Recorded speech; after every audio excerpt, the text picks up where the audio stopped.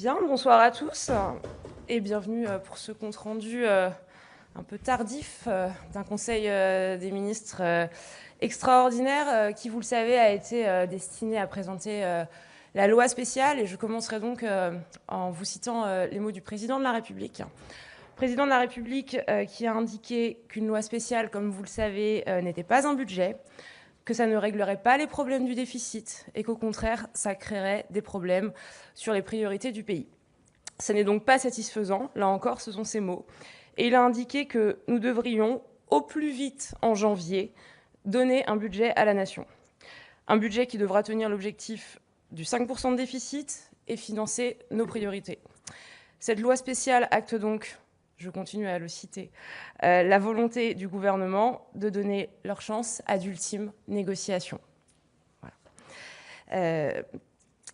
Je change donc de parti, ce n'est plus les propos du président de la République, je le précise. Je voulais prendre quelques temps pour vous rappeler ici ce qu'est une loi spéciale, mais aussi ce que n'est pas une loi spéciale. Et j'aurai le plaisir ensuite de donner la parole à mes deux collègues, Roland Lescure et Amélie de Montchalin, qui pourront abonder mes propos. D'abord, je viens de vous le dire, une loi spéciale n'est pas un budget. On a eu l'occasion de le rappeler, et j'ai eu l'occasion de le rappeler à chaque compte-rendu de Conseil des ministres depuis déjà plusieurs semaines. C'est un filet de sécurité qui permet à l'État de fonctionner jusqu'à l'adoption d'une véritable loi de finances pour l'année 2026. Ça permet aux impôts et aux taxes d'être prélevés, aux services publics de tourner et à l'emprunt d'être levé. Donc il ne s'agit pas de faire peur aux Français, et entendons-nous bien, les fonctionnaires continueront d'être payés, les commissariats et les écoles ne vont pas fermer leurs portes. Pour autant, cette logique de service minimum ne permet en aucun cas de préparer l'avenir. Et ce n'est pas sans conséquences. Sans encore une fois inquiéter nos compatriotes, je voulais juste rappeler quelques faits. Concernant les impôts, il est impossible d'indexer le barème de l'impôt sur le revenu, c'est-à-dire de tenir compte de l'inflation dans le cadre d'une loi spéciale. En clair, si aucune loi de finances n'est votée à temps en 2026, avant le printemps prochain, les contribuables qui ont vu leurs revenus augmenter paieront davantage d'impôts du fait de cette non-indexation. D'autre part, environ 200 000 foyers fiscaux entreraient dans la première tranche sans projet de loi de finances voté, et donc ils paieront l'impôt sur le revenu alors qu'ils ne le payaient pas jusqu'à présent. Concernant les dépenses, le gouvernement dépensera le strict nécessaire sans pouvoir dépasser les plafonds votés en 2025. Et là aussi, ce n'est pas sans conséquence. Je donne quelques exemples. Les augmentations de moyens et d'effectifs pour nos armées, pour notre justice, pour notre sécurité ou encore pour l'école ne verront pas le jour tant que le budget n'est pas adopté. Concrètement, c'est 1600 créations de postes pour la justice et 1600 créations de postes pour le ministère de l'Intérieur qui seront gelées jusqu'à l'adoption d'un projet de loi de finances 2026. Certaines aides ne pourront pas être versées. Vous avez entendu mon collègue Vincent Jeanbrun, ministre du Logement, en parler régulièrement ces derniers jours. Et je pense notamment à MaPrimeRénov', qui sert à financer les travaux de rénovation énergétique. Concrètement, 80 000 dossiers actuellement déposés verront leur instruction retardée. Et enfin, certains financements seront bloqués avec des conséquences pour des projets d'investissement. Ce n'est donc pas le chaos, contrairement à ce qu'on peut entendre ici ou là, mais ce n'est pas satisfaisant. Ce n'est pas un budget, c'est une solution temporaire, c'est un palliatif, c'est un sparadrap qui nous donne le droit de prendre quelques jours ou quelques semaines supplémentaires pour discuter. Un accord doit donc être trouvé en janvier et le gouvernement sera bien sûr aux côtés des parlementaires pour parvenir. Je terminerai en citant le Premier ministre qui a indiqué lors de ce conseil que c'était encore votable sans intervention du gouvernement et que nous souhaitons donner à ce budget toute sa chance. Je vais passer la parole à mon collègue Roland Lescure. Rapidement, merci Madame la porte-parole. Ce n'est pas un budget. C'est un projet de loi qui fait 16 pages, vous l'avez sous les yeux, et qui fait 3 articles. Si un budget tenait en 16 pages et 3 articles, je pense que ça se saurait. Donc je rappelle les articles. Autorisation de percevoir les impôts existants. Ça veut dire pas d'impôts supplémentaires. Vous savez qu'il y en avait dans le budget. Pas de baisse d'impôts non plus. On reste sur l'existant. Deuxièmement, évaluer les prélèvements opérés sur les recettes de l'État au profit des collectivités territoriales. Ça permet aux collectivités territoriales de fonctionner. Mais là encore, pas de mesures nouvelles. Et ça permet à l'État, article 3, de recourir à l'emprunt. C'est donc véritablement un service minimum qui permet de gagner du temps et de poursuivre, et nous l'espérons vivement dès janvier, de parfaire les discussions. Vous le savez, la navette s'est poursuivie avec un projet de loi de financement de la sécurité sociale définitivement voté et un projet de loi de finances en partie examiné à l'Assemblée, voté au Sénat. À l'issue de cette navette, le déficit de l'ensemble des administrations publiques, c'est 5,3% du produit intérieur brut, ce qui est clairement, j'ai eu l'occasion de le dire, je vous le redis ce soir, inacceptable. Nous devons faire mieux, nous devons faire plus. Il est indispensable que la France dispose en 2026 d'un budget dont le déficit de l'ensemble des administrations publiques soit inférieur à 5%. Et donc 5%, c'est vraiment la limite haute. Maud Bréjon l'a dit, c'est atteignable, c'est votable. Il faut qu'on prenne le temps des discussions qui n'ont pas été poursuivies. Vous savez que la commission mixte paritaire s'est soldée par une conclusion non conclusive. Il faut que ce travail se poursuive dès le début de l'année, dès le 5 janvier en commission et dans la foulée en séance, de manière à ce qu'on puisse doter la France d'un budget tenu dans les 5% et qui permettra de financer nos priorités. Annie ? Merci beaucoup. Bonsoir à vous et à chacun. Effectivement, la commission mixte paritaire n'a pas abouti, mais je le dis ce soir avec beaucoup de clarté et de conviction, le compromis est à portée de main, et c'est non pas moi qui le dis, mais c'est aussi les parlementaires qui, je crois d'ailleurs, par la voix du rapporteur général Philippe Juvin encore ce matin, le rappelaient. Cette loi spéciale, elle nous donne quelques jours supplémentaires pour que nous puissions effectivement avoir un vrai budget dans les temps, en tout cas dans les temps que les Français attendent, c'est-à-dire au plus vite. Contrairement à l'an dernier à la même époque, il y a une très grande différence. C'est qu'aujourd'hui, nous avons un budget de la sécurité sociale et que le 1er janvier prochain, nos hôpitaux, nos soignants, nos infirmières, les retraités y voient clair sur la manière dont la dépense publique s'organisera et dont nous pouvons limiter aussi le déficit de la sécurité sociale en ayant fait des économies qui n'auraient pas eu lieu si ce vote n'était pas intervenu. Donc c'est déjà une première bonne nouvelle pour les Français, mais aussi une bonne nouvelle pour la politique française. Cela montre que même sans majorité absolue, même sans recours au 49.3, même sans intervention au fond du gouvernement dans ce processus, il y a eu compromis pour les Français et pour l'essentiel. La loi spéciale, maintenant, elle concerne le budget de l'État et des collectivités territoriales. Pour qu'on soit clair avec les Français, il ne s'agit plus du budget de la sécurité sociale. Mais cette loi spéciale, c'est un service minimum. C'est au fond un non-choix, puisque ce service minimum ne répond ni aux urgences, ni aux attentes des Français. Service minimum, ça veut aussi dire risque maximum. Le risque que nous ayons moins de capacité à répondre aux urgences, moins de capacité à répondre aux besoins essentiels des Français, moins de capacité à investir et à faire avancer notre pays. Alors, vous le savez, aujourd'hui, avec le Premier ministre, au fond, le gouvernement a repris ses responsabilités. Beaucoup d'acteurs nous disent qu'il faut que le gouvernement prenne ses responsabilités. Eh bien, nous avons pris en recevant les groupes, les chefs de groupes parlementaires, les chefs de groupes politiques, pour que nous actions avec eux deux choses. La première chose, c'est un élément de calendrier. Sommes-nous vraiment tous bien d'accord pour dire que cette loi spéciale n'est pas un budget ? Sommes-nous donc bien tous d'accord pour dire que notre objectif est que ce régime de service minimum dure le moins longtemps possible ? La deuxième question qui a été à l'ordre de nos discussions, c'est au fond de savoir ce que nous voulons pour le pays. Qu'est-ce qui peut faire compromis ? Parce que si nous ne sommes pas d'accord sur le quoi, toutes les discussions sur le comment, sur les modalités parlementaires, sur les modalités constitutionnelles, sont sûrement très intéressantes, mais elles ne résolvent rien, puisque le but, c'est quand même qu'on ait un budget, et un budget, ça veut dire un texte de compromis qui réponde à l'essentiel. Au fond, si je le dis avec des mots simples, nous sommes dans le régime du provisoire. Et en général, on aime que le provisoire ne dure pas. Le service minimum n'a donc de sens que s'il est le plus court possible, et je crois qu'une France au ralenti, personne n'en veut, a fortiori les Français eux-mêmes. Donc aucun jour de loi spéciale supplémentaire au-delà du 1er janvier n'est évidemment souhaitable ni satisfaisant, ce sont les mots du président de la République. Aujourd'hui, nous avons présenté cette loi en Conseil des ministres par esprit de responsabilité pour que notre pays ne fasse pas défaut, que nous puissions continuer à payer nos fonctionnaires, que nous puissions assurer ce qu'on appelle la continuité vitale de la nation, que nous puissions effectivement aussi payer nos créanciers, parce que si nous ne payons pas nos créanciers, nous ne pouvons plus financer nos services publics. Mais la loi spéciale, Roland Lescure vous l'a montré, ce sont 3 articles. 2 articles de service minimum et 1 article de service de la dette. Et donc, je le redis, notre pays mérite mieux et il le mérite vite. Ce que nous avons acté avec les forces politiques, c'est qu'il n'y aurait pas de trêve des confiseurs du compromis, que s'il y a un service minimum, nous ne faisons pas la grève du compromis. Et que donc nous continuerons à travailler très activement dans les prochains jours pour que le 5 janvier, quand reprendra le travail de la Commission des finances à l'Assemblée, nous n'arrivions pas depuis nos vacances, que nous arrivions depuis du travail collectif pour continuer à forger ce compromis qui n'est pas un vain mot, mais qui est un compromis au service des Français, au service des urgences et au service aussi des réponses que nous pouvons apporter aux crises qui malheureusement aujourd'hui frappent notre pays. Je vous remercie.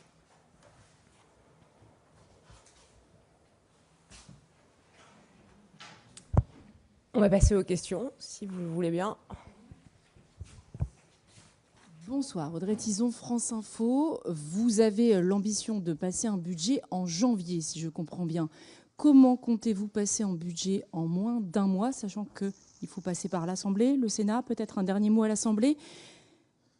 Et la question qui arrive derrière, c'est est-ce que l'outil du 49.3 ne va pas vous être utile si vous voulez tenir ce calendrier? Alors, peut-être je peux me lancer si vous souhaitez, Madame la porte-parole. Si vous regardez les calendriers du PLFSS, on a eu un peu la même séquence. On a eu une commission mixte paritaire non conclusive, on a repris une deuxième lecture à l'Assemblée, qui a ensuite été au Sénat, qui est revenue à l'Assemblée. Cette navette a duré, de mémoire, une dizaine de jours. 2 semaines au maximum. Donc, tout l'enjeu, c'est au fond, je le dis ainsi, est-ce que nos parlementaires en ont envie? C'est sûr que si on a l'obstruction parlementaire et qu'on a à nouveau 3000 amendements, vous voyez, dans les débats, on aura du mal à aller vite. C'est pourquoi le Premier ministre souhaite que nous préparions ces débats, que nous les préparions en anticipant avec les groupes politiques, que nous fassions du travail avant donc, le retour du texte en commission, pour que les débats se fassent déjà avec du travail avec nous, gouvernement, évidemment, dont nous sommes au fond, là pour prendre nos responsabilités et faciliter le travail de compromis, mais surtout aussi entre les groupes politiques, pour que le travail puisse se faire vite, mais qu'il puisse se faire bien. Deuxième élément, je le redis, si vous invoquez quelque modalité que ce soit, par le 49.3 ou d'autres, si vous n'avez pas d'accord sur le quoi, si vous avez ensuite un désaccord sur le quoi, vous aurez à la fin une situation qu'on a malheureusement déjà connue de nombreuses fois, où vous n'avez à la fin ni budget ni gouvernement. Alors, le sort du gouvernement, je pense que ce n'est pas aujourd'hui la priorité des Français. Par contre, le sort du budget, c'est la priorité des Français. Donc, s'il n'y a pas de travail anticipé du quoi, vous pouvez, prendre tous les textes, tous les 49.3 que vous voudriez, et ce n'est pas l'engagement du Premier ministre. Mais si à la fin, vous n'avez ni gouvernement et toujours pas de budget, je pense que vous n'avez pas fait beaucoup de progrès pour les Français. Est-ce que ça veut dire que vous avez déjà calé des rendez-vous entre les fêtes, où tout ça va se faire de manière très informelle? À l'instant où on se parle, vous voyez, mon cabinet échange déjà avec un groupe politique. Demain, nous continuerons. Nous continuerons évidemment le 26 décembre, le 27 décembre, le 28 décembre. C'est tous les jours. D'ailleurs, les moyens modernes permettent aujourd'hui de travailler, même si les députés, les parlementaires ne sont pas tous à Paris ou dans l'hémicycle. Donc oui, il y a à la fois une méthode organisée, il y a aussi une disponibilité du gouvernement pour que nous soyons, là aussi, dans notre responsabilité, c'est d'accélérer les travaux et de faire en sorte que ce compromis puisse émerger. Puis je dirais juste pour compléter rapidement que c'est l'habitude, en fait, que le budget, en général, s'accélère sur la fin, parce que la mécanique de l'entonnoir que vous connaissez bien, fait que tous les sujets qui ont été déjà traités en amont ne le sont pas à nouveau. Donc retenez qu'on est aujourd'hui dans une dernière ligne droite, c'est comme ça qu'on le voit, d'une course de haies, dont on prolonge peut-être d'une ou deux haies supplémentaires la course, mais qui doit nous permettre de converger, à condition évidemment que les parlementaires le souhaitent.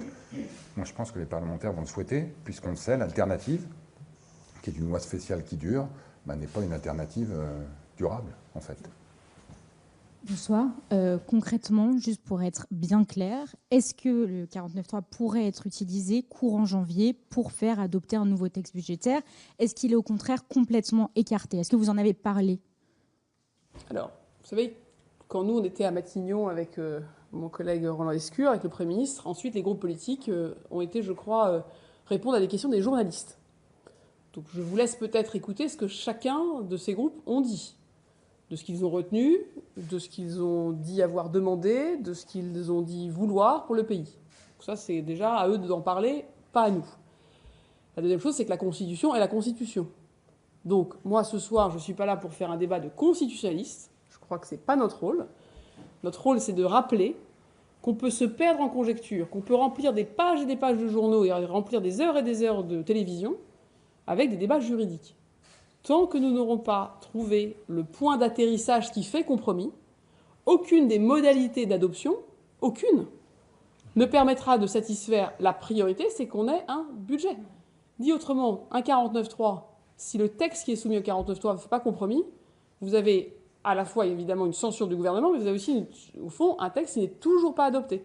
C'est le cas de figure, vous savez ce qui s'est passé à la fin du PLFSS de Michel Barnier, qui était mis au 49.3 à l'Assemblée. Il y a eu une censure et il n'y a pas eu de PLFSS. C'est pas ce que nous souhaitons. Je rappelle quand même que la méthode inédite du Premier ministre, jusqu'à ce stade, elle a payé, si je puis dire. On a adopté un projet de loi de financement de la sécurité sociale 149.3 avec un vote de l'Assemblée nationale. Il n'y a pas de raison aujourd'hui d'imaginer que ça puisse être autrement. Donc mettons-nous d'accord sur un texte et votons-le.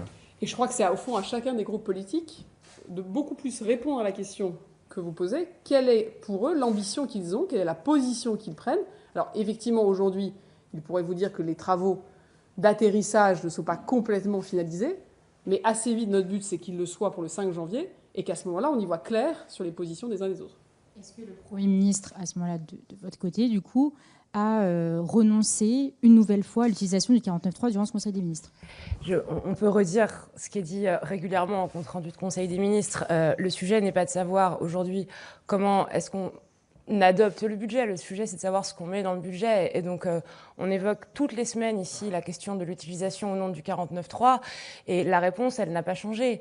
Tant qu'on ne s'accorde pas sur le fond, la question de la procédure législative est très secondaire. Pour le dire autrement, vous avez aujourd'hui Madame Borne, Monsieur Hollande, Monsieur Retailleau qui vous réclament le 49.3. Mais enfin, si vous allez les interroger en leur demandant quel texte ils imaginent passer par 49.3, je crains que le texte imaginé par M. Hollande, M. Retailleau et Mme Borne ne soit pas exactement le même.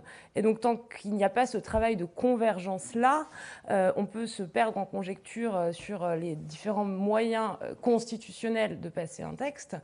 Vous ne serez pas, en fait, beaucoup plus avancé. Et donc, tous ces débats de procédure ne visent qu'à contourner la question de fond, qui est ce qu'on met dans ce budget, quelle part on donne à la réduction de la dépense publique, quelle part on donne à la fiscalité. Et c'est sur ces points-là qu'il faut converger. Et c'est sur ces points-là que les parlementaires n'ont pas encore réussi à converger lors de la commission mixte paritaire vendredi dernier. Bonsoir, Jérôme Val de France Inter. Vous parliez de convergence. Vendredi, après l'échec de la CMP, les deux rapporteurs généraux du budget ont dit qu'ils étaient tout proches d'un compromis à quelques articles près, à quelques dispositions près. Est-ce que c'est votre sentiment aussi qu'on est malgré tout proche? On a quand même l'impression que certaines positions se durcissent, que ça va être compliqué. Voilà, où se situe à vos yeux le curseur d'un futur compromis? Déjà, il y a une chose importante dans le message des rapporteurs généraux qui n'était pas forcément partagé par tous les acteurs parlementaires actuellement. C'est que le pire des budgets, c'est l'absence de budget. Le plus mauvais des budgets, c'est le pas de budget. Et donc, ce qui est important à retenir de ce qu'ont dit Jean-François Husson et Philippe Juvin, c'est qu'eux, ils étaient en train de travailler sur un budget qui avait effectivement une P1, comme on dit, une première partie qui puisse faire consensus ou compromis à minima, et une deuxième partie qui concerne les dépenses qui puisse là aussi faire compromis. Au fond, il y a deux éléments aujourd'hui dans le débat. C'est est-ce qu'on reste dans la posture? Est-ce qu'on fait de ce budget un tract pour la présidentielle de 2027? Ou est-ce qu'on rentre dans le fond des choses et qu'on se dit qu'au fond, en 2026, les Français n'auront pas à voter pour un président, mais ils auront à vivre la vie qui est la leur, avec les défis de notre pays aujourd'hui. Le narcotrafic, l'agriculture, la défense, la réforme de l'enseignement et notamment de la formation des enseignants, et qu'au fond, c'est à ces urgences-là qu'il nous faut répondre. Souvent, le Premier ministre parle d'un budget de transition. En disant, il y a eu un moment politique qui était celui de la dissolution, il y a un autre grand moment politique qui arrive, qui est celui de la présidentielle. Entre-temps, soit on met au fond sur pause notre capacité à décider, mais eux, les Français, ils n'ont pas une vie en pause. Ils ont besoin, sur l'ensemble des sujets qui les concernent, que nous trouvions un compromis. Un compromis pour répondre aux urgences, pour répondre à l'essentiel, pour répondre aux crises. Et donc, oui, Philippe Juvin et Jean-François Husson vous disent que sur un certain nombre d'éléments, et c'est heureux, il y a des convergences. Je vais vous donner un exemple. Il y a plus de 50 dispositions qui ont été votées dans les mêmes termes entre l'Assemblée et le Sénat. Ça veut dire qu'il y a des amendements qui ont été votés à l'Assemblée, qui ont été votés exactement de la même manière au Sénat. Ces 50 dispositions, parfois elles modifient le texte du gouvernement, parfois elles suppriment des velléités que nous avions dans le texte, parfois elles ajoutent des nouvelles dispositions. C'est déjà une bonne nouvelle pour nos concitoyens de savoir qu'il y a au moins plus d'une cinquantaine de sujets où l'Assemblée et le Sénat ont voté la même chose. C'est quand même un bon point de départ. Ensuite, on a regardé avec les rapporteurs généraux un certain nombre de sujets qui ont été débattus dans les deux chambres, qui ne sont pas arrivés exactement au même endroit. On en a à peu près une dizaine. Sur ces 10 thèmes-là, on voit bien que le sujet est posé. Maintenant, il faut qu'on arrive à trouver le point d'équilibre entre les curseurs qui ont été posés au Sénat et à l'Assemblée.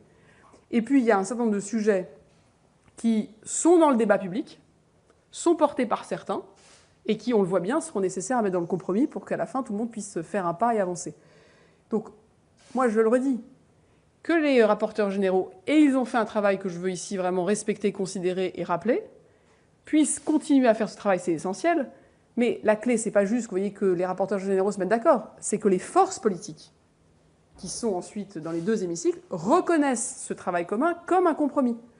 Et non pas comme quelque chose, au fond, d'externe, sur lequel ils auraient à se positionner de manière externe, et qu'ils puissent, au fond, dire, voilà, il y a un compromis, mais c'est pas le nôtre. Donc c'est cette appropriation-là politique qu'il nous faut maintenant réussir. Bonsoir, Mohamed Mezrahi pour France Info TV.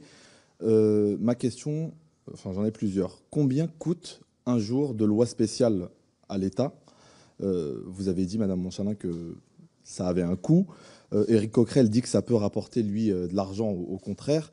Vous dites aussi qu'il y a des mesures qui font compromis. Est-ce qu'on peut savoir lesquelles ? Et dernière question, la négociation du 5 janvier part du texte en sortie de cette commission mixte paritaire ou bien du texte de base proposé par vous, Madame la Ministre ? Alors, le premier coup que ça a, c'est l'incertitude. C'est le nombre de jours où, quand vous êtes un chef d'entreprise, vous attendez avant d'investir. C'est le nombre de jours quand vous êtes un particulier qui voulait investir dans un logement, vous attendez pour savoir quel va être le régime fiscal. C'est le nombre de jours que vont attendre les agriculteurs, par exemple, pour pouvoir bénéficier pleinement de la défiscalisation des indemnités d'abattage. C'est le nombre de jours que devront attendre les viticulteurs pour pouvoir verser les aides, notamment pour l'arrachage des vignes. C'est ça le coût. C'est pas juste un coût pour l'État, c'est un coût pour la nation. C'est une nation qui s'affaiblit parce qu'il y a des urgences, il y a des essentiels et qu'on n'est pas en train d'y répondre. Première chose. Ça a aussi un coût, vous voyez, dans les PME de la défense. Attendre les commandes du réarmement qu'on a budgété, qui a été voté à l'Assemblée et au Sénat, ça a un coût collectif. Ça, c'est la première chose. Ensuite, des mesures de convergence. Je vais vous en donner deux exemples. Et à l'Assemblée et au Sénat, la mesure que le gouvernement proposait pour changer le régime de TVA des auto-entrepreneurs, et à l'Assemblée et au Sénat, il a été dit que ce n'était pas une bonne idée. Donc je peux dire ce soir, vous voyez, là-dessus, il y a un compromis. Il y a un compromis parce que, manifestement, notre idée de réforme n'est pas bonne. Et j'en prends acte, c'est la démocratie, ça ne sera pas mis dans le budget final. Ou alors sinon, c'est qu'on ne respecte pas le Parlement et ça serait quand même une drôle d'idée. Deuxième exemple, concernant nos outre-mer. Le régime d'aide à l'investissement productif, qui est un régime fiscal favorable pour soutenir l'activité économique dans nos outre-mer, dans les deux cas, le Sénat et l'Assemblée ont dit qu'ils n'étaient pas d'accord. Dernier exemple, important, par exemple, qui concerne, la réforme, par exemple, de la taxe petit colis. C'est des modalités techniques, mais il y a eu un consensus pour dire la manière dont on veut le faire porter, non pas sur les consommateurs, mais sur les plateformes. La manière, alors c'est très technique, mais et les sénateurs et les députés ont choisi le même tuyau pour que ce soit bien les plateformes qui payent et pas les consommateurs. Donc des mesures, je vous dis, il y en a une cinquantaine. Donc vous pouvez faire le travail, il suffit de comparer le texte du Sénat et le texte de l'Assemblée. Alors celui de l'Assemblée n'a pas finalement été voté, mais les amendements ont été votés. Puis vous verrez qu'il y a plein de sujets qui ont été votés pareil.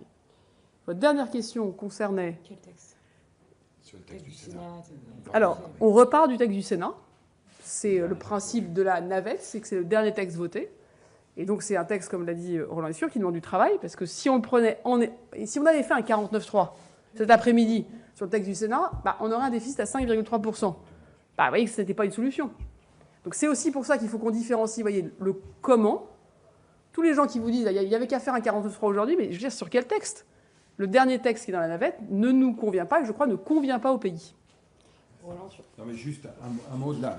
N'oublions pas la loi spéciale, effectivement, qui est la manière dont on va se réveiller le 1er janvier, qui n'est pas un budget, et qui introduit, Amélie l'a dit, de l'incertitude importante pour tous les agents économiques, y compris ceux qui nous regardent, ceux qui nous prêtent, mes collègues européens avec qui j'échange une fois par mois pour les rassurer sur le fait que oui, on aura un budget et qui sera à 5% ou en dessous. Donc cette incertitude-là, c'est de l'incertitude très concrète qui peut générer des inquiétudes auxquelles on doit répondre. Donc on peut évidemment tenir face à ces inquiétudes quelques jours, quelques semaines, mais il faut qu'on arrête, pour mieux gérer nos priorités, la défense, le régalien, la Nouvelle-Calédonie dont on doit garantir la poursuite de l'aide. Tout ça, c'est du très concret. Mais il faut aussi que, j'allais dire, qu'on rassure tout le monde sur le fait qu'on va passer à autre chose, qu'on a un budget et qu'on a plein d'autres choses intéressantes à partager. Je suis sûr que Maud Wajot aura l'occasion de le faire dans les semaines qui suivent. Il faut qu'on ait un budget et on avancera. Merci.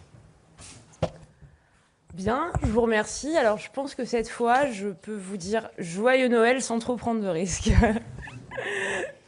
de belles fêtes à tous et à toutes. Merci.